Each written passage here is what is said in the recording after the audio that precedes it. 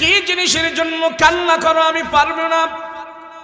আরে তোমার জানা নাই বাইতুল মালের কোষাগারের দায়িত্ব আমার কাছে। আমি যদি চাই তোমার প্রয়োজন মিটায় দিব, বাসস্থান যদি লাগে বাসস্থান দেব, খাদ্য লাগলে তোমাকে আমি খাদ্য দেব। হযরত ওমর রাদিয়াল্লাহু আনহু এই কথা বলার পর যুবক ডাক দেয়া কয়, ওমর গো না না না, দুনিয়ার কোনো আসবাবের জন্য আমি কান্না করি না। বলে আমার জন্য তোমার কোনো কিছু করা লাগবে না, তবে আমি যেই জিনিসের জন্য কান্না করি তুমি ওমর আমাকে সেটা দিতে পারবে না। বলে কি একটু শুনি। যুবক ডাক দিয়া কয়, ওমর গো আমি কান্না করি, আমি একটা পাপ করেছি, মস্ত বড় গুনাহ করেছি, অপরাধ করেছি। ওই অপরাধের জন্য এখানে দাঁড়িয়ে দাঁড়িয়ে আমি কান্না করতেছি। ওমর বলেন আমার পাপ আপনি ক্ষমা করতে পারবেন কিনা বলেন। হযরত ওমর রাদিয়াল্লাহু আনহু একবারে চুপ হয়ে গেল, লাজবাব কোনো কথা নাই। হযরত ওমর একবারে চুপ হয়ে গেছে। হায় রে, আমি ওমর যত বড় হই না কেন কারো পাপ নাই, কারো পাপ আমি ক্ষমা করতে পারবো না। এবার হযরত ওমর রাদিয়াল্লাহু আনহু যুবককে ডাক দিয়া কয়, যুবক আমি তোমার পাপ ক্ষমা করতে পারবো না, তবে আমার কাছে একটা বুদ্ধি আছে, তুমি আমার সাথে আসো, আমার নবীর কাছে তোমাকে নিয়ে যাই। আমার নবী যদি রহমতের হাত উঠায় আল্লাহর দরবারে দোয়া করে, নবীর দোয়ার বদলতে আল্লাহ তাআলা তোমার পাপ যত বড় হয় না কেন আল্লাহ তোমার পাপ ক্ষমা করে দিবি। আমার রাসূল দিয়ে ধরে দোয়া করাবো। মুসলমান ভাইরা রে আমার, হযরত ওমর রাদিয়াল্লাহু আনহু এই কথা বলার পর রাহমাতুল লিল আলামিনের কাছে যাওয়ার জন্য যুবক রেডি হয়ে গেল, রওনা হয়ে গেল। হযরত ওমর বলে, আয় যুবক আয়, নবীজির বাড়িতে তোমাকে নিয়ে যাই, নবী তোমার জন্য দোয়া করবে, আয় আমার সাথে আয়। হযরত ওমর যুবককে ধরে ধরে আমার নবীর বাড়িতে নিয়ে গেল, নবীজির কাছে নিয়ে পালাইলেন। যুবক বলো কেন তুমি কান্না করছো, কুই গুনাহ করেছো আমার নবীর কাছে বলো, আমার কাছে তো তুমি বলো নাই। তুমি আমার কাছে বলো কেন তুমি কান্না, আমার কাছে বলো নাই, রাসূলের কাছে বলো তুমি কেন কান্না করতেছো। এবার যুবক পয়গম্বরের সামনে হাঁটু গেড়ে বসে বিনাইয়া বিনাইয়া করে কান্না করে। নবী বলে, যুবকেরে কেন কান্না করো, তুমি আমার কাছে বলো, আমার তোমার প্রয়োজন মিটানোর আমি চেষ্টা করব, বলো। যুবক ডাক দিয়া কয়, পয়গম্বর দুনিয়ার কোনো জিনিসের জন্য আমি কান্না করি না, আমি কান্না করতেছি আমি মস্ত বড় একটা পাপ করেছি রাসূল। আমার পাপের খবর মদিনার কোনো মানুষ জানে না, আপনি যদি আমার পাপের খবর জানেন রাসূল গো, আপনি হয়তো আমার জন্য আল্লাহর কাছে দোয়া করবেন, সেই জন্য আমি আপনার কাছে আসছি। রহমাতুল লিল আলামিন বলে, বলো শুনি দেখি কি পাপ করেছো তুমি। লোকটা ডাক দেয়া ওই নওজোয়ান যুবক দেখে বলে, পয়গম্বর আমি এমন একটা পাপ করেছি এই মক্কা মদিনায় মনে হয় আমার চাইতে বড় আর কোনো পাপই নাই। কি পাপ করেছো তুমি বলো। বলে, আমি পাপ করেছি রাসূল গো, আমি হইলাম যাতে একটা চোর, চুরি করা আমার পেশা, তবে মানুষের বাড়িতে চুরি করি না, দোকানপাট মার্কেটে চুরি করি না, কারো গাছের ফসল আদি চুরি করি না। ওই যে মদিনার গোরস্থান দেখতেছেন, সেই গোরস্থানের ভিতরে থেকে মাইয়েতের নতুন নতুন মাইয়েতকে যারা দাফন করে সেখান থেকে যায় আমি কবরের কাফন, মরা লাশের কাফনের কাপড়গুলো আমি চুরি করে নিয়ে আসি। দিনের বেলা দাফন করে যায়, রাতের বেলা কাফনের কাপড়গুলো চুরি করে আমি নিয়ে আসি। ও পয়গম্বর এইভাবে আমার সংসার আমি চালাই। রহমতের নবী এই তো কিছুদিন আগে সুন্দরী রূপসী পরহেজগারিনী একটা আল্লাহর বান্দী মারা গেছে। সারে যখন কবরস্থ করে সবাই বাড়িতে চলে গেছে, রাতের বেলা আমি ছোট্ট একটি আলো নিয়ে কবরের ভিতরে যাই কাফনের কাপড় চুরি করার জন্য। পয়গম্বর কবরের ভিতরে যাওয়ার আগে মাটিগুলো সরাইলাম, ঢালপালাগুলো সরাইলাম, সব সরাইয়া আস্তে আস্তে করে আমি কবরের ভিতরে নামলাম কাফনের কাপড়গুলো চুরি করার জন্য। এক এক করে আমি কাফনের কাপড়গুলো চুরি করে যখন নিয়ে আসবো, এমন মুহূর্তে ওই শয়তান আমাকে ধোকা দিয়া বলে, রে যুবক, সুন্দরী মহিলার লাশ এখানে পড়ে আছে, তুমি যদি চাও তাইলে তোমার মনের খাহেশ মিটাইতে পারো। যুবকী, তুমি যদি চাও তোমার খাহেশ মিটাইতে পারো। ও রহমতের নবী গো, শয়তানের দুখায় পড়ে আমার যৌবনের চাহিদা মিটাইলাম।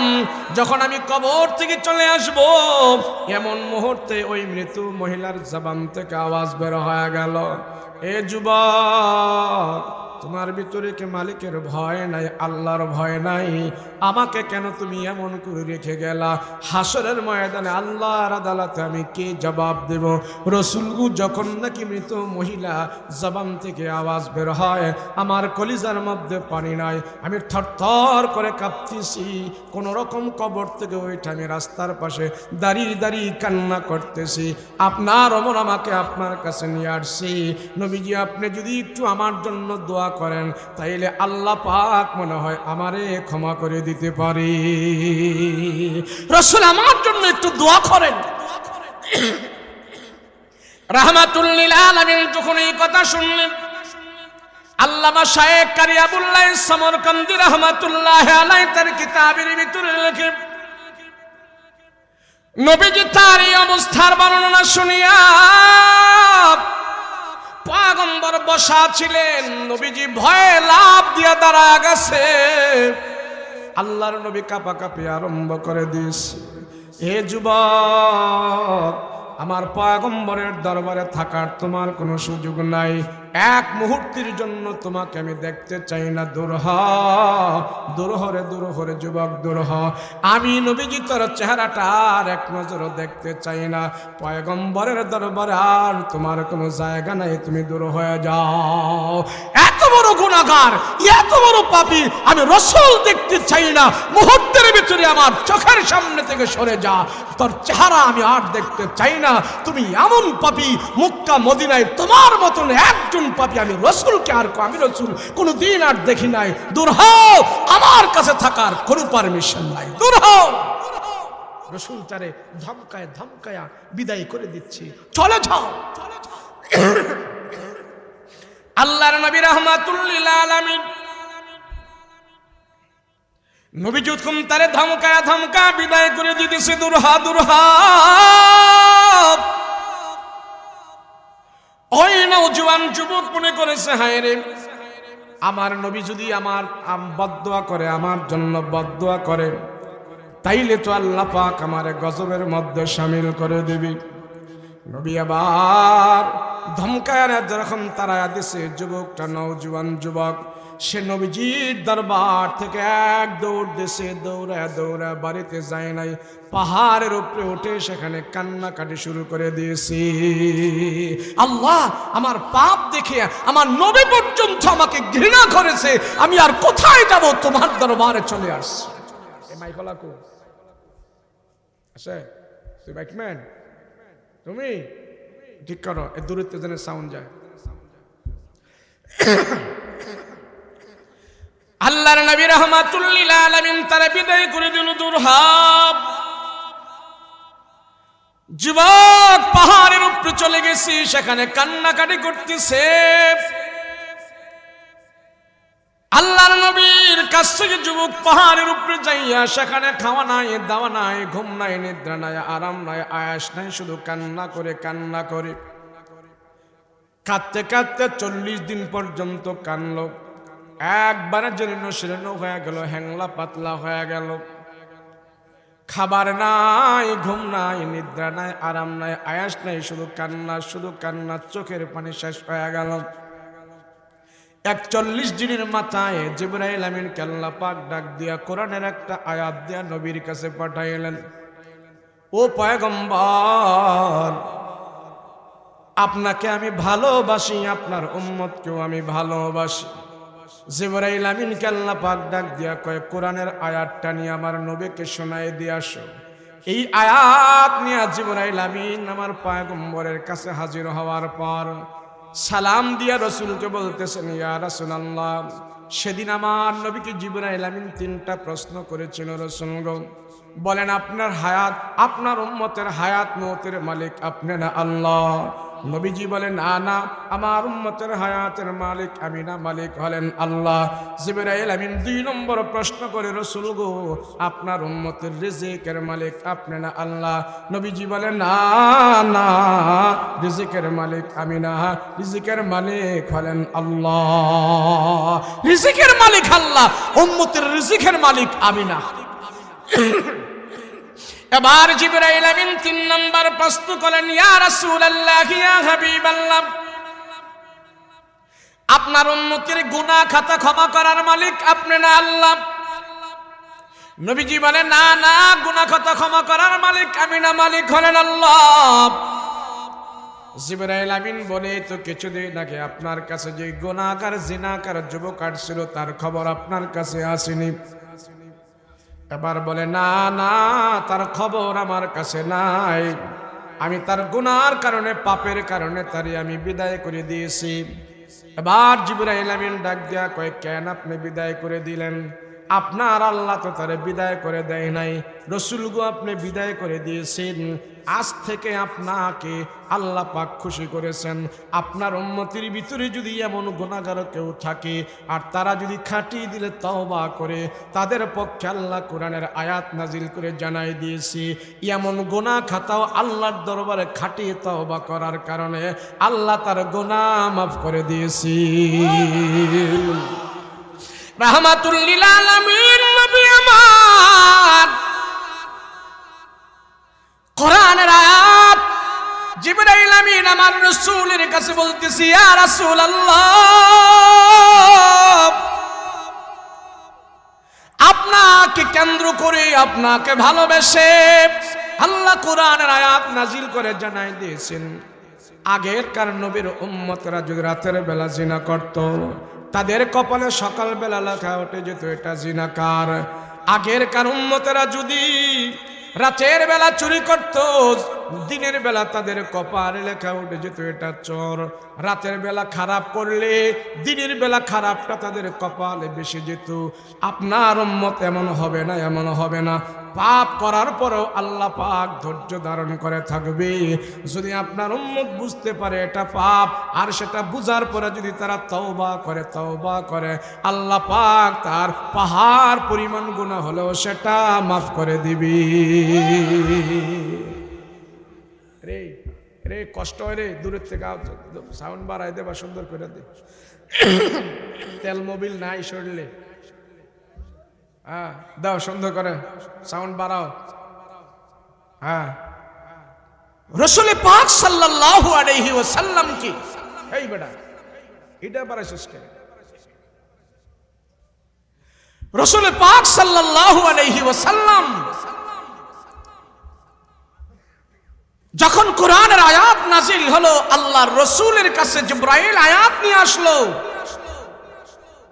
এবার রাসূল পাক সাল্লাল্লাহু আলাইহি ওয়াসাল্লামের কাছে আয়াত তেলাওয়াত করে শোনাইতেছেন, নবীজি আপনাকে কেন্দ্র করে আপনার উম্মতের মর্যাদা বৃদ্ধি করার জন্য আল্লাহ কোরআনের আয়াত দিয়ে আমাকে পাঠিয়েছে, আর বলছে এই আয়াত নাজিল হওয়ার পর আপনার উম্মতকে জানায় দেন, যারা এখন এত বড় গুনাহ করছে, যাদের গুনাহ পাহাড় পরিমাণ হয়েছে, তারা যদি খাঁটি দিলে তওবা করে, আল্লাহ তাদের সবচেয়ে বড় গুনাহ যদি করে থাকে, পাহাড় পরিমাণ যদি হয়ে থাকে, আল্লাহ তাদের গুনাহ খাতা ক্ষমা করে দিবে।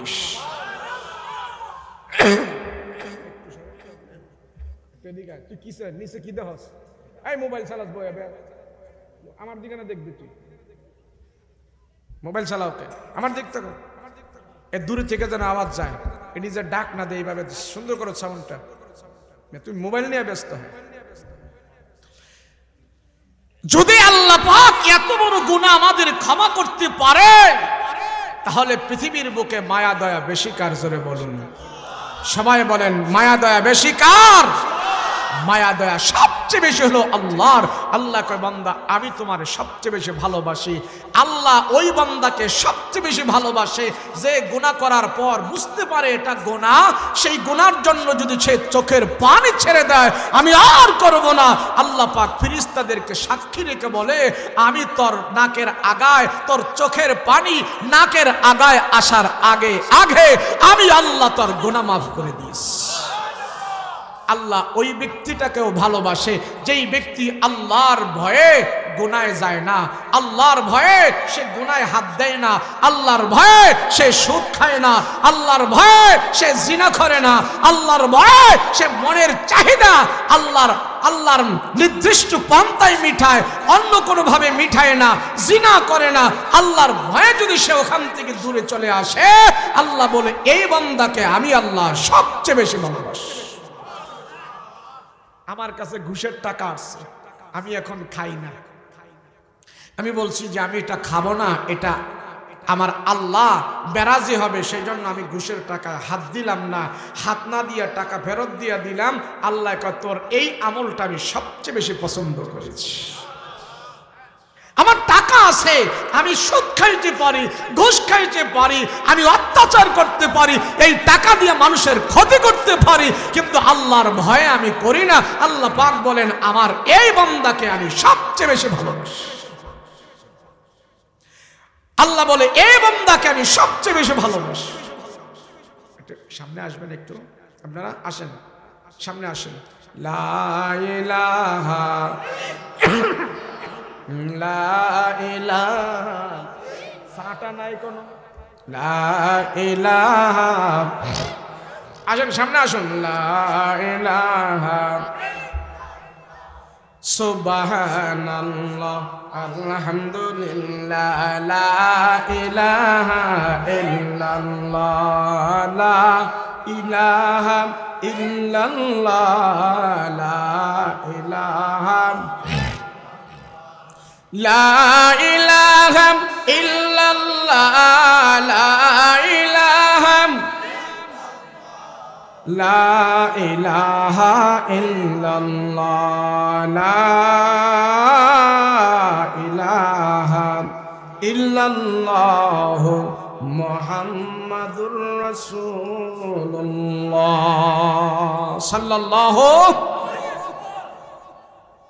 আমি ওই বান্দাকে সবচেয়ে বেশি ভালোবাসি যে গুনাহ করার পর আমার দরবারে চোখের পানি ছেড়ে দিয়েছে, তারে আমি সবচেয়ে ভালোবাসি। আর ওই বান্দাকে আমি ভালোবাসি যার সামনে গুনাহ করার সুযোগ আসছে, আমার ভয়ে সে গুনাহ থেকে বিরত থাকলো, আমার ভয়ে সে হারাম থেকে বিরত থাকলো, আমার ভয়ে সে জিনা থেকে বিরত থাকলো, সে মনের খায়সাত মেটায় নাই, আমার আল্লাহকে ভয় করেছে। এই অবস্থায় যদি সে মারা যায়, আল্লাহ বলে আমি তারে 2টা জান্নাত দিয়ে পুরস্কৃত করব। কয়টা জান্নাত? কেরে? যে আমার ভয়ে গুনাহ থেকে বিরত ছিল, এই অবস্থায় যদি সে মারা যায়, আল্লাহর ভয় নিয়ে যে দুনিয়া থেকে বিদায় হয়, গুনাহ করে না, আল্লাহ বলেন ওই ব্যক্তির জন্য আমি স্পেশাল ভাবে 2টা জান্নাত তার জন্য বরাদ্দ করে রেখে দিয়েছি। আল্লাহ পাক কোরআনে বলেন ওয়ালিমান খাফা মাকামা রাব্বিহি জান্নাতান ওয়ালিমান খাফা মাকামা রাব্বিহি জান্নাতান।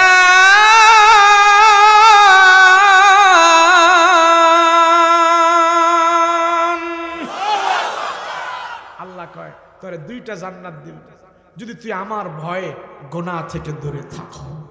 গুনাহ সামনে আসছে, জিনা সামনে আসছে, সুদ সামনে আসছে, ঘুষ সামনে আসছে, যদি অন্তরকে বুঝ দাও না আমার আল্লাহ আমাকে দেখতেছে, আমি এই 2 নম্বরেতে হাত দিব না। আল্লাহ বলে তোরে এমন ভালোবাসছি, এই ভয় নিয়ে যদি তুই মৃত্যুবরণ করে কবরে আসো, আমি আল্লাহ তোরে 2টা জান্নাতের মালিক বানিয়ে দিব। অথচ আমরা গুনাহ আসলে দূরে থাকবো দূরের কথা, আমরা আরো গুনার লাইন বিছরাই। কথা বলেন ঠিক কিনা? আস্তে আস্তে গুনার লাইন বিছরাই আমরা।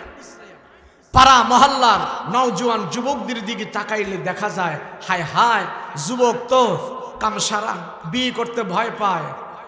যুবক মানুষ সে বাঘের মতন থাকবে, কিন্তু গাল গোল চাপা চুপা ভাঙ্গা একসারা হয়ে যায়। কেন? চরিত্র নষ্ট, রাত জাগে, বেরি খায়, গাঞ্জা খায়, মদ খায়, সিগারেট খায়, নারীবাজি করে। আমাদের যুব সমাজ এমন কোনো খারাপ না কাম নাই, আলহামদুলিল্লাহ উনি করে না। কথা বলেন ঠিক কিনা? রাসূল বলেন জওয়ান অবস্থায় যাদের যৌবন জওয়ানিট আছে, ব্যাপতে খরচ করে না, বিভিন্ন লাইনে খরচ করে না, তার যৌবন শক্তিটা নির্দিষ্ট পন্থায় সে ব্যবহার করে, আর যৌবনকালে সে ইবাদত বন্দেগী করে। রাসূল বলেন হাসরের ময়দানে আরশে আজিমের নিচে আল্লাহ ছায়া দিবে, ওই ছায়ার মধ্যে নবীদের একটা প্যান্ডেল থাকবে, নবীদের জন্য একটা সামিয়ানা থাকবে। যৌবন অবস্থায় যারা ইবাদত বন্দেগী করেছে, যাদের যৌবন পবিত্র রেখেছে, আমাদের নবীদের সাথে আমার সাথে আরশে আজিমে আল্লাহ তার ছায়া দান করে। বলেন এমন যুবক পাওয়া কত কঠিন না? কথা কয় না? কঠিন না? আরে যুবক, জুয়ান কালের ইবাদত বন্দেগী নবীদের ইবাদতের সাথে তুলনা করা হয়েছে। আর এখন যুব সমাজ সবচেয়ে বেশি চরিত্রহীন হয়ে গিয়েছে। আর যুবক তো আগে ছিল যুবক খারাপ, এখন কিশোর গ্যাং বার হয়েছে। কিশোর গ্যাং, কি গ্যাং? কথা, কিশোর গ্যাং। 7 বছরের ছেলে এখন পিস্তল চালায় মানুষ খুন করতে পারে। কথা বলেন ঠিক কিনা? 8 বছরের ছেলে, এখন 8 বছরের ছেলে সে মানুষ খুন করে, নেশা করে, সিগারেট খায়, বিড়ি খায়, গাঞ্জা খায়। আসে না? নাই। মনেরে বুঝ দিতাম যে হুদা ছেলেরা এমন করে, এখন মায়েরাও রাস্তায় দাঁড়ায় দাঁড়ায় সিগারেট খায়। আছে না? নাই। মায়েরা খায় না? শুধু যুবক নয়, যুবতীও খারাপ। যুগে যুগে এমন খারাপ ছিল, তবে এখন পার্সেন্টেজটা বেশি হয়ে গেছে। কথা কয় না দি? পার্সেন্টেজ বেশি কেন হইল? কেন এমন হলো? কারণ কি? অনেক জায়গায় শুধু পিতা মাতার দোষে, যে পিতা মাতা খারাপ সেই জন্য সন্তান খারাপ হয়। হ্যাঁ, এটাই 100%। পিতা মাতার কারণেই সন্তান 80% খারাপ হয়। সন্তানের জন্য সন্তান খারাপ হয়, যুবকের জন্য যুবক খারাপ হয় মাত্র 20%। কয় পার্সেন্ট জোরে বলেন? আর যুবক তারে আমরা পরিচালনা করতে পারি নাই। এই সমাজের ভিতরে কিছু নেতা আছে, অসাধু নেতা, আমার দেশের যুবকদেরকে দিয়া নেশার ব্যবসা করে। আমার দেশের যুবকদেরকে দিয়া নেতারা নেশার ব্যবসা করে, গাঞ্জার ব্যবসা করে, ভেঞ্চুরিলের ব্যবসা করে করে নেতার বাড়িতে দলান উঠে, আর যুবকের জীবন ধ্বংসের পথে। আছে না? নাই। কিন্তু আপনাদের দেশের নেতা আবার ভালো আছে, টুপি টাপি মাথায় আছে, মাশাআল্লাহ। কথা কোন ঠিক না?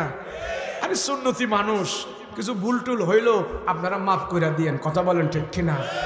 হ্যাঁ, প্রত্যেকটা সমাজে যদি এমন ভালো লোক নেতা হয়ে যায়, যুবকরা খারাপ করার কোনো সুযোগ পাবে না। কথা বলেন ঠিক কিনা? ইনশাআল্লাহ আস্তে আস্তে করে যত খারাপের দিকে যাবে, ঘুরিয়া ফিরিয়া খারাপের মধ্যে আরাম নাই, আবার ইসলামের ছায়া তলে আসতে হবে। কথা বলো ঠিক কিনা?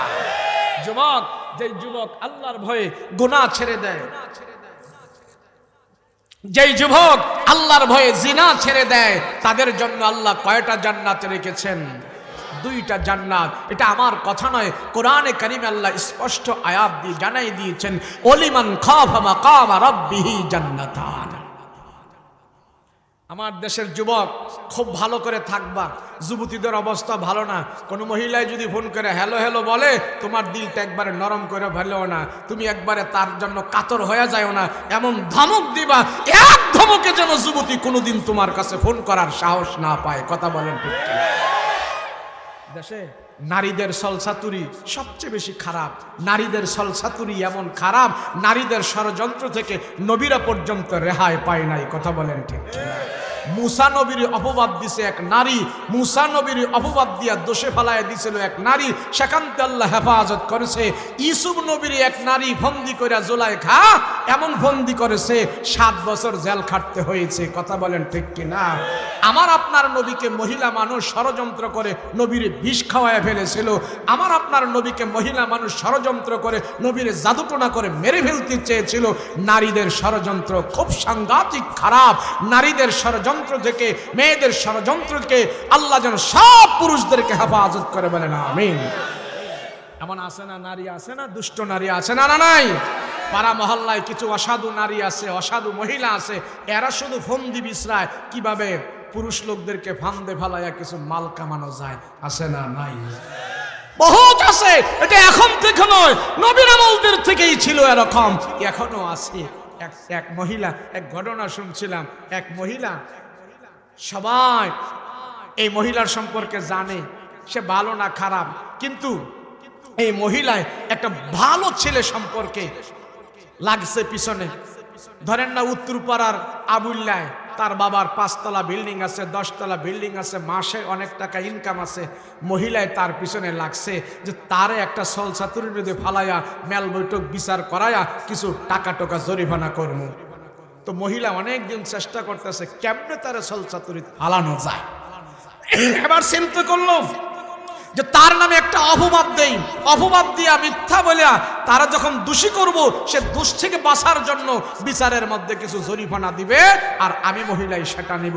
তো যে এলাকায় তারা বাস করে ওই এলাকার এক সর্দারের কাছে বিচার দিছে দুষ্ট মহিলায়।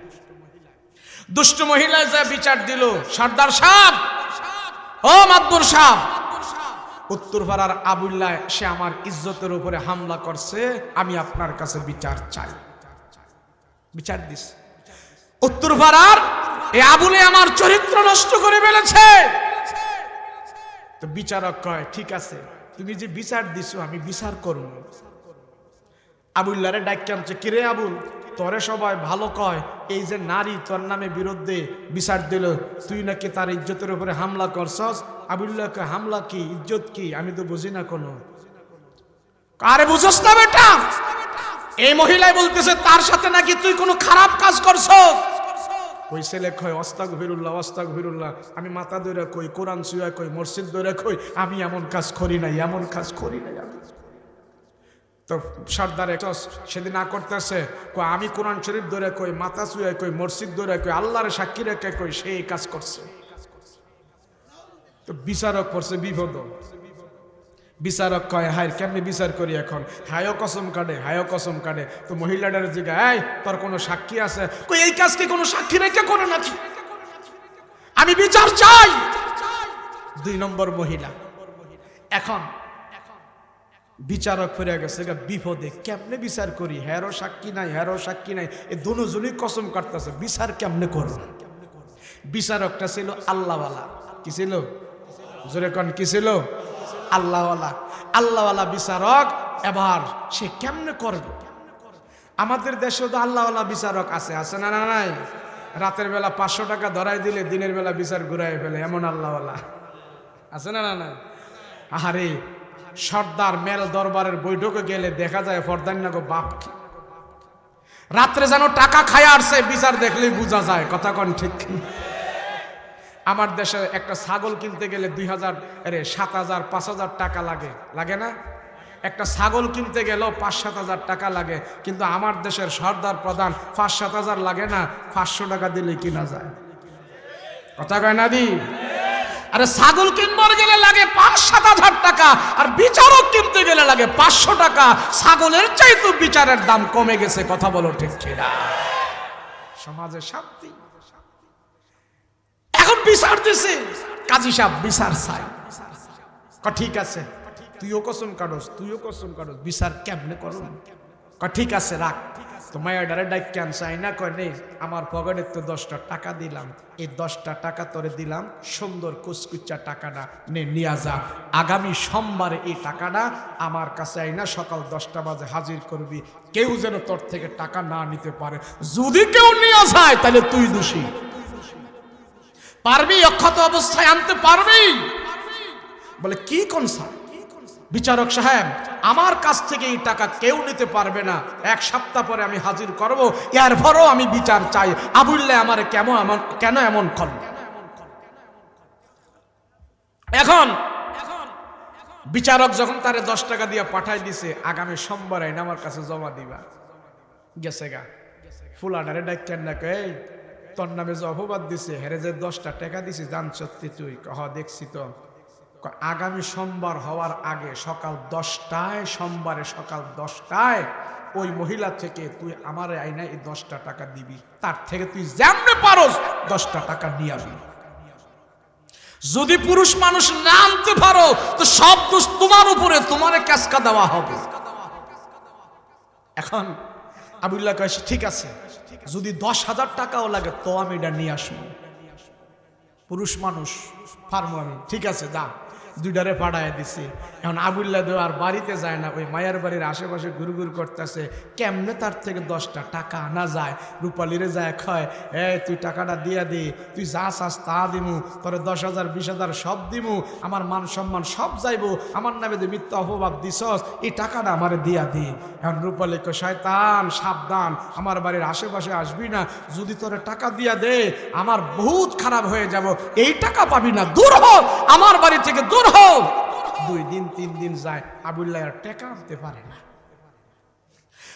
রবিবার এসে গেছে, সকালে সোমবারে আর একদিন বাকি, আবুল্লাহর তো মাথা গরম। এখন জোর করা শুরু করছে, 2 টাকা দে। মহিলা তো এমন ভাবে ধরে রাখছে, টাকা ছাড়ে না। এখন আবুল্লাহ যখন জোরাজোরি শুরু করছে, কসলায় মসলায় টাকাটারে ধরে রাখছে, সোমবারে 10টা বাজে মহিলা দৌড়াইয়া ওই বিচারকের সামনে হাজির করছে। যে কাজী সাহেব, এই যে দেখছেন আপনার কথা মানছি, অক্ষত অবস্থায় আমি এই টাকা নিয়ে আসছি, আমি বিচার চাই। তো মহিলা কাজী সাহেব কয়, বিচারকে কয়, তোরে তো দিসলাম নতুন সুন্দর একটা টাকা, এটা কুচমুচ খায় ভাঙ্গা রইছে কে? কই যে শয়তান, ওই দিন থেকে আমার পিছনে লাগছে টাকাটা নেওয়ার জন্য। আমি দেই নাই, আমি আপনার কথা মানছি, আপনার ওয়াদা পুরো করছি, আমি ধরে রাখছি, আমার তো নিতে পারে নাই, অনেক জোরাজুরি করছি। এবার বিচারক কয়, এই এটারে বান, পাল্লার সাথে বান, বান এটারে। 2 জনে আইসা মহিলাটারে পিসমোরা বান দিয়া থিয়া রাখছে। কাজী সাহেব কয়, তোর উপরে সব বিচার হবে। কয় কেন? আমি তো আপনার কথা মানছি। বিচারক কয়, অসভ্য মহিলা, যেই পুরুষ 7 দিন জোরাজুরি কইরা তোর হাত থেকে 10টা টাকা নিতে পারে নাই, ওই পুরুষ তোর অদ্দুর নিচে গিয়া কেমনে দর্শন করে আমার তো বুঝে আসে না। আমার দেশের নারীরা তারা যদি বলে আমার ইজ্জত নিয়ে কোনো পুরুষ খেলামেলা করতে পারবে না, আমি চরিত্রবান হব, আমি চরিত্রবান নারী হব, আমার ধারণায় কয় একজন নারী ওই দেশে ধর্ষিত হবে না। কথা বলো ঠিক কিনা? হযরত ওমর রাদিয়াল্লাহু আনহুর জামানায় এমন এক ঘটনা ঘটে গেছে, এক যুবক সবার কাছে পরিচিত, সবার কাছে ভালো।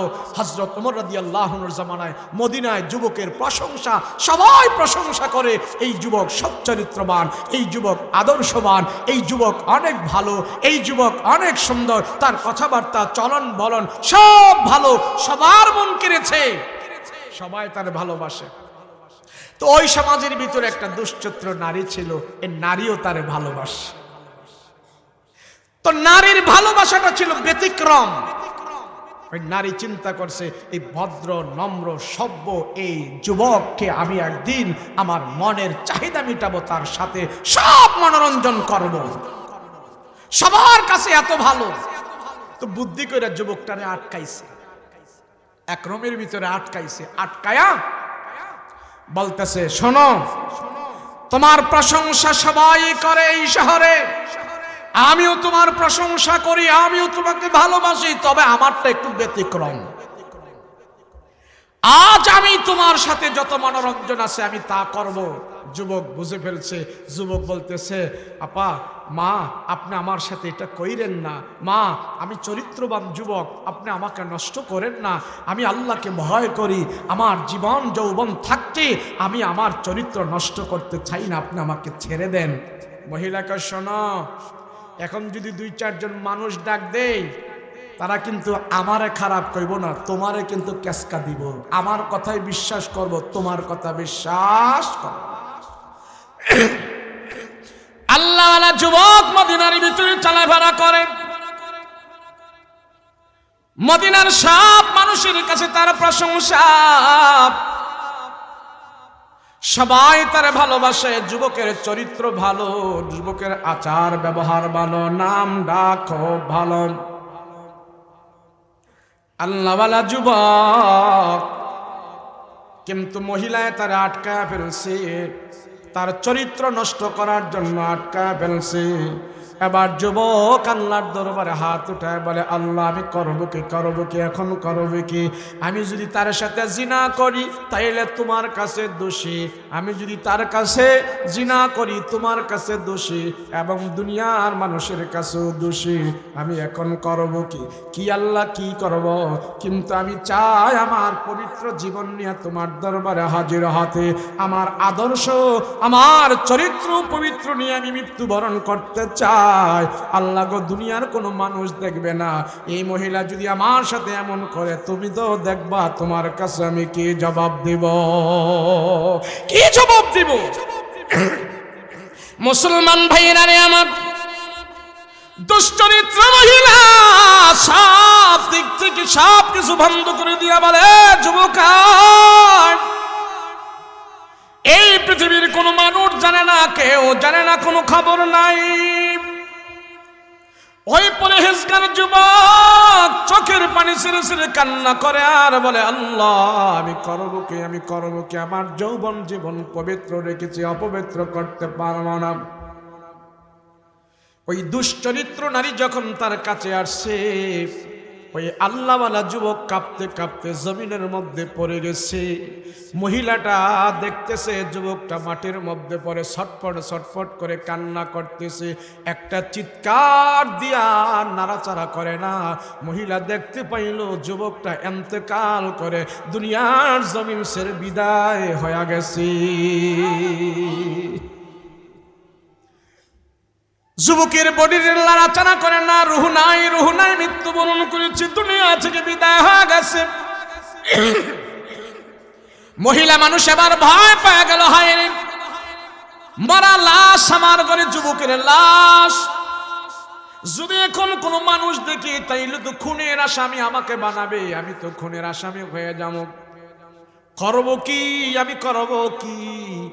মহিলা তো এবার ভয় পাওয়া গেছে, মনে মনে সিদ্ধান্ত নিয়েছে, আল্লাহ জীবনে কোনোদিন আর খারাপ করবো না।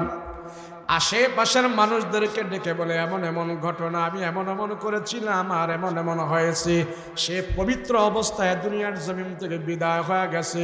তোমরা এখন আমাকে যা করতে পারো, আমি সত্য কথা বলেছি, আমি নিজে ভালো হয়ে গেলাম।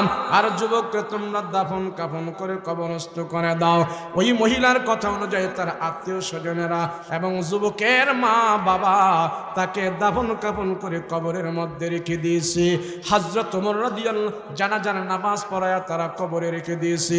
হযরত ওমর রাদিয়াল্লাহু আনহুর কানের মধ্যে খবর গেছে, আপনার রাজ্যে যে আদর্শ ভদ্র একজন যুবক ছিল, ওই যুবকটা গতকাল রাত্রে এমন অবস্থায় সে দুনিয়ার জমিন থেকে বিদায় হয়ে গেছে। হযরত ওমর রাদিয়াল্লাহু আনহু সবাইকে সবাইকে ডেকে বলে, চলো আমার রাজ্যের ভিতরে আমি যেই যুবকের প্রশংসা করতাম, যেই যুবকের গুণগান গাইতাম, আল্লাহর ভয় নিয়ে যুবক দুনিয়া থেকে বিদায় হয়ে গেছে। আয় সবাই আয়, তোরা আমার সাথে আয়, আমি ওমর তার জানাজার নামাজ পড়াবো। হযরত ওমর রাদিয়াল্লাহু আনহু জানাজার নামাজ পড়ানোর জন্য দলবল নিয়ে যুবকের বাড়িতে রওনা দিয়েছে। যুবকের বাড়িতে রওনা দেওয়ার পর আস্তে আস্তে করে হযরত ওমর দলবল নিয়ে যুবকের বাড়িতে হাজির হলো। হযরত ওমর বলে, তোমাদের সন্তান নাকি গতকাল মারা গেছে? বলে, হ্যাঁ মারা গেছে। কয়, তার লাশটা কোথায়? দাও, আমি ওমর তার জানাজার নামাজ পড়ায়া তারে কবরস্থ করতে চাই, তোমরা তার লাশটা আমাকে দাও। হযরত ওমর এই কথা বলার পর তার মা বাবা বলতেছেন, ওগো ওমর, আমাদের সন্তান মৃত্যুবরণ করার পর আমরা দেরি করি নাই, আমরা তারে কবরস্থ করে কবরের ভেতরে রেখে দিয়ে আসছি, কবরস্থ করে ফেলেছি, দাফন কাফন করে ফেলেছি। হযরত ওমর একটা আহ আহ দিয়া বলে, হায় রে, এই পবিত্র যুবকের জানাজার নামাজ আমার নসিব হয় নাই, আফসোস আফসোস, আমার জন্য আফসোস। সব দল বল নিয়ে হযরত ওমর বলতেছেন, ও মা, আপনার সন্তানের কবরটা কোথায় আমাদেরকে দেখায় দেন, আমি ওমর তার কবরটা একটু জিয়ারত করে যেতে চাই। যেই সমাজের যুবকদের চরিত্র পবিত্র থাকবে, ওই সমাজে আল্লাহর রহমত এবং বরকত আল্লাহ স্পেশাল ভাবে দান করে দিবে। আমার দেশের যুবক নেশায় মত্ত, যুবতী নেশা করে, সিগারেট খায়, আছে না? না নাই? এই সমাজের যুবকগুলো নষ্ট হওয়ার পিছনে অভিভাবকরাই দায়ী, মা বাবাই দায়ী। কথা বলো ঠিক কিনা? একজন যুবককে আমি দোষারোপ করি না, কেন যুবক সে তো দুনিয়াতে এসে গাঞ্জা খাওয়াটা মায়ের পেট থেকে শিখে আসে নাই। কথা বলেন ঠিক কিনা? সিগারেট খাওয়া তো সে শিখে আসে নাই।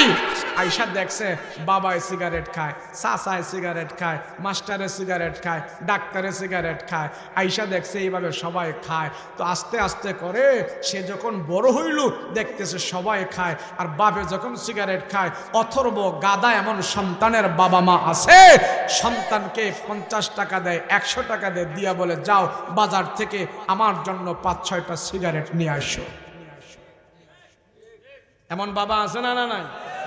বাবাই ফোলারে দিয়ে সিগারেট আনায়, তো ফোলায়ও প্রতিদিন বাবার এনে সিগারেট খাওয়ায়, তো বাবাই খুব মজা করে খায়। তো ছেলে মনে মনে চিন্তা করে, খোদা রে, আমার বাবারে জন্মের পর থেকে দেখতেছি এটা খাইতেছে, এর মধ্যে কি ভিটামিন আল্লাহ তুমি না দিয়া রাখছো। তো যেই খাবার বাবায় প্রতিদিন খায়, সন্তানেরও তো সেটা খেতে মনে চায়। কথা বলেন ঠিক কিনা? এখন আবিল্লাহ বাবার জন্য সিগারেট লয় 5টা লইয়া, হ্যাঁ, একটা কোমরের মধ্যে ব্ল্যাকমেল করে আর 4টা না বাবারে হাদিয়া দেয়। আছে না? না। এখন ফুলাই সিগারেট তো মানুষের সামনে আর ধরাইতে পারে না, কোথায় ধরাবে? এখন সে পায়খানার ভিতরে যাইয়া শিককানি লাগাইয়া 8 বছরের ছেলে ধুমসে টাইনা সিগারেট খায়। কথা বলেন ঠিক কিনা? এখন সিগারেট খেতে পারে, এখন সিগারেট আর ভালো লাগে না, পরে গাঞ্জা টানে, গাঞ্জাও ভালো লাগে, পরে হিরোইন খায়, হিরোইন খাইয়া মাতাল হইয়া বাবা মারা আচ্ছা মতন পিটায়। কথা কোন ঠিক কিনা?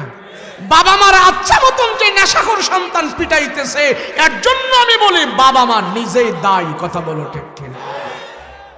ফুলারে দোষ দিয়ে লাভ কি? কথা কোন ঠিক না?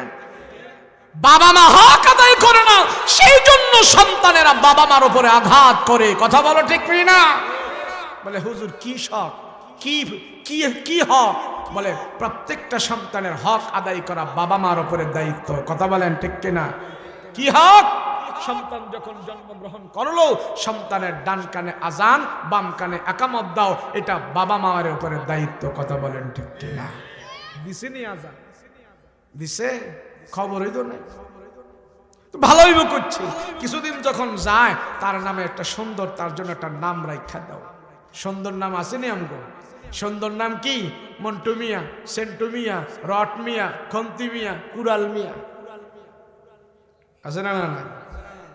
আমরা তো পুরান ঢাকায় থাকি, তো ওখানে প্রতি শুক্রবারে এমন বড় বড় বোতল নিয়ে যায়, ওস্তাদ জি একটু আল্লাহর কালাম পড়ে ফুমাইরা দেন, একটু বক্সাইয়া দেন ওস্তাদ জি।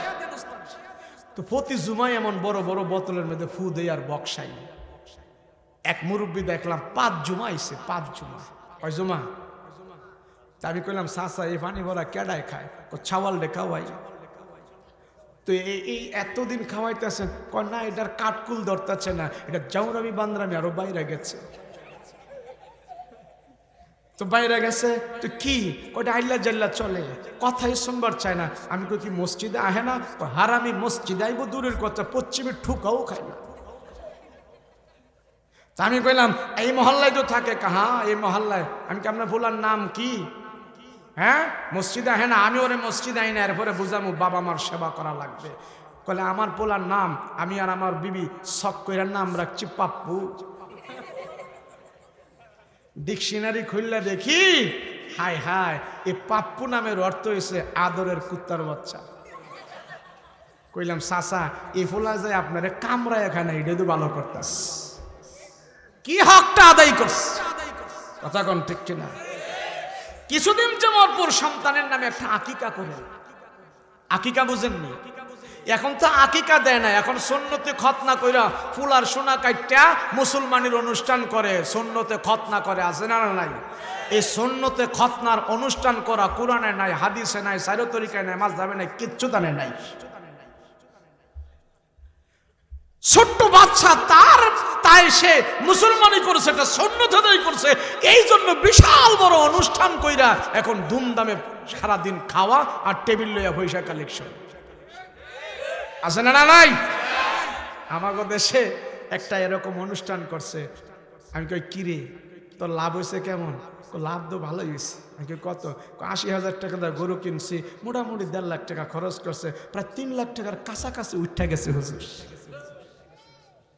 আমি কই যেই লাভ তুই দেখছস এই লাভ আর আর আর আছে তোর ভোলা আর আসেনি? কয় না আর নাই। আমি কত কিছুদিন পরে এই লাভের জ্বালায় তো তুই মনে মনে খালি খস, খোদা আমার ডাকেরটা যদি আবার করতাম তার আরো লাভ হইল।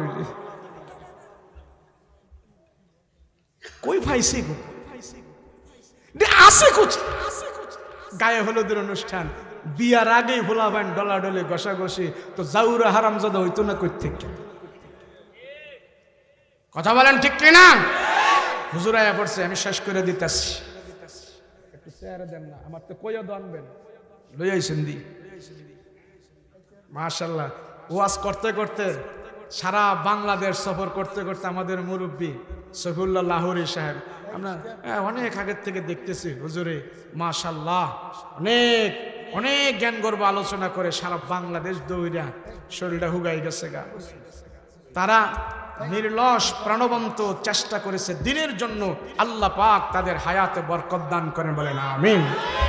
আর সরাসরি প্রশংসা করে লাভ নাই, আপনারা যে আল্লাহ দিলে ইমাম সাহেব পাইছেন, বড় বিরাট আলেম, মুহাক্কিক আলেম, জাইয়েদ আলেম, এটা আপনারা জানেন না, আমরা জানি। প্রশংসা করলেও কিছু হইতো না, না করলেও কিছু হইতো না, বেড়ায় আমার টেহা দিত না, কথা কোন ঠিক কিনা? চিনি দেখা আরে বেটা এনে দিয়ে আরেক হুজুর মাশাআল্লাহ আলহামদুলিল্লাহ, আপনাকে এলাকার এই না মাশাআল্লাহ, আর যে গজল গায়ু। যাক আমি শেষ করে দিতেছি, দেরি করবো না। তো রাসূল পাক সাল্লাল্লাহু আলাইহি ওয়াসাল্লাম বলেছেন, আদর্শবান যুবককে আল্লাহ নবীদের সাথে আরশ আজিমে ছায়া দান করে দিবে। সুবহানাল্লাহ বলেন না? ওমর রাদিয়াল্লাহু আনহুর জামানায় যুবক ইন্তেকাল করেছে, হযরত ওমর রওনা হয়ে গেল, আমি তার জানাজার নামাজ পড়াবো। হযরত ওমর রাদিয়াল্লাহু আনহু যায় দেখে তার জানাজা শেষ, দাফন কাফন করে কবরের কাছে কবরে শোয়া রাখছে, কবর দিয়ে ফেলছে। হযরত ওমর বলে, ও মানুষ, ও জনগণ, তোমরা ওই যুবকের কবরটা আমাকে দেখিয়ে দাও, আমি একটু তার কবর জিয়ারত করে যাই। আদর্শবান যুবক, পবিত্র যুবক, আমি ওমর তার প্রশংসা করেছি, দেখাও না আমাকে তার কবরটা কোথায়। হযরত ওমর দল বল সব সহনি তার কবরের পাশে যে দাঁড়ায়া দোয়া করতেছেন, আয় আল্লাহ, সে যে অবস্থায় মারা গেছে, দুনিয়ার জমিন থেকে বিদায় হয়েছে, ওই অবস্থাটা হলো তোমার কোরআনের আয়াতের সাথে তার মৃত্যুটা মিলে গেছে। আল্লাহ তুমি বলেছো, ওয়ালিমান খাফা মাকামা রাব্বিহি জান্নাতান, তোমাকে যারা ভয় করবে, এই ভয় নিয়ে যারা মৃত্যুবরণ করে তোমার দরবারে যাবে, তুমি একটা জান্নাত দিয়া পুরস্কৃত করবা না, তুমি 2টা জান্নাত দিবা। হযরত ওমর রাদিয়াল্লাহু আনহু বলে, মালিক তোমার ওয়াদা সত্য, তুমি জানি তুমি ওয়াদা করলে সেটা কোনোদিন মিথ্যা হবে না। আল্লাহ গো তুমি আমাকে জানায়া দাও, আমার জানতে মন চায়। আল্লাহর এমন কিছু প্রিয় বান্দা আছে, যখন আল্লাহর কাছে তারা অভিযোগ করে, বায়না ধরে বসে, আল্লাহ তাদের বায়না পুরা করতে বাধ্য হয়। আল্লাহর পছন্দের মানুষের ভিতর থেকে একজন মানুষ শোনেন হযরত ওমর। হযরত ওমরকে আল্লাহ পাক এমন ভালোবাসতেন, ওমরের কথাকে কেন্দ্র করে ওমরের মতকে আল্লাহ মত মিলাইয়া কোরআনে কারিমের ভিতরে আল্লাহ ওমরকে কেন্দ্র করে 24 জায়গায় আয়াত নাযিল করে দিয়েছে। সে ওমর কবরের পাশে ডাক দিয়া বলে, আল্লাহ বারবার আমার মনের ভিতরে তোমার এই আয়াত নাড়া দে। আল্লাহ তুমি বলেছো তোমার ভয় নিয়ে যারা কবরের জগতে যাবে, মৃত্যুবরণ করবে, আল্লাহ তাদেরকে তুমি 2টা জান্নাত দিবা। এই যুবকের সাথে তুমি কেমন ওয়াদা পুরা করেছো আমি একটু জানতে চাই। তাফসীর ইবনে কাসিরের ভিতরে আল্লাহর প্রিয় বান্দা মুফাসসির কেরাম লেখেন এই আয়াতের তাফসীরের ভিতরে বলেন, হযরত ওমর যখন কবরের পাশে দাঁড়ায় আল্লাহর কাছে বলতেছেন, আল্লাহ তুমি আমাকে জানায় দাও সে 2টা জান্নাতের মালিক হয়েছে কিনা, আমি যে কোনো ক্রমে জানতে চাই, শুনতে চাই। আল্লাহ পাক রব্বুল আলামিন কুদরতি ভাবে কবরের মাটিগুলো সরায় দিয়েছে। ওই যুবক কবরের ভিতর থেকে ডেকে ডেকে বলতেছেন, ওমর গো আল্লাহর ওয়াদা পুরা করেছে, আমার যুবক মানুষ পবিত্র জীবন নিয়ে পবিত্র যৌবন নিয়ে আমি কবরে আসছি, আল্লাহ পাক খুশি হয়ে আমাকে 2টা জান্নাতের মালিক বানায়া দিয়েছে। যেই যুবক আল্লাহর ভয়ে যৌবনকে পবিত্র রাখবে, ইবাদত বন্দেগী করবে, আল্লাহ তাদেরকে এইভাবে সম্মান করবে, দুনিয়াতেও সম্মান করবে, আখিরাতেও সম্মান করবে। অত্র এলাকার যুবক যারা আছে তাদের প্রতি সুদৃষ্টি এবং ভালোবাসা, তোমাদের জন্য দোয়া, সচ্চরিত্রবান যুবক হবে, ইসলামের জন্য তোমরা কাজ করবে, মাহফিল তোমরা চালিয়ে যাবে, দিনের কাজ অংশগ্রহণ করবে, আলেম ওলামাদের কথার সাথে মত মিলিয়ে তোমরা এই সমাজ ইসলামের কাজ করবে। রাজি আছো? আল্লাহ সবাইকে কবুল করেন, সকলে বলুন আল্লাহুম্মা আমিন। ওয়া আখিরু দাওয়ানা আনিল হামদুলিল্লাহি রাব্বিল আলামিন। আসসালামু আলাইকুম ওয়া রাহমাতুল্লাহি ওয়া বারাকাতুহু।